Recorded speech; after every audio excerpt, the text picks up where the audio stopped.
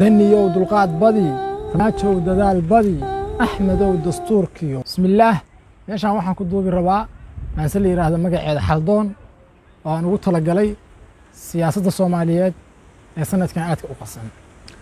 anoo maasada bilaabaya waxaan idhi inkastoo danaystiyo uu jiro mid daacada inkastoo mid diinliyo uu jiro mid dood badan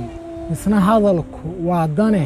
marun xaalka isla daya doondoona xaajada ninbatiisa yuu dayin wada hadalka sii dilin iska daynin xaajada marka la isku dabagalo daniyow dulqaad badi farmaajow dadaal badi axmedow dastuurkiyo sharci doonistiis badi madaxdii dalkeennee daraad soo arrimiyow rabbi haydin daaye hadallada wax dilayiyo isdirsooca naga dhiga shacabkiyo dadkaygow idinkuna dilaalkiyo hadba ruux u doodkiyo hebel baa dantaan rabaa iyo doodda aan jirin dalka way halaagiye dibbalyaana loo celin daraad baan dayowno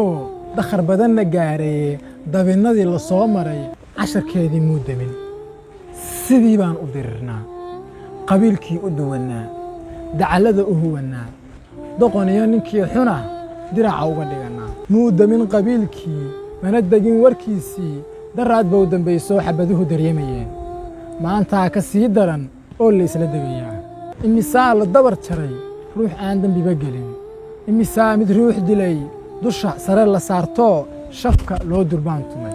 imisaa dembiilaha kulligeen u doodnoo xaqa layska wada daday iyadoo qof ruux dila isagoo la dili karo imisaa la dacal maray danaystaha warkiisiyo imisaa dibsocodyada duqa loogu yeedho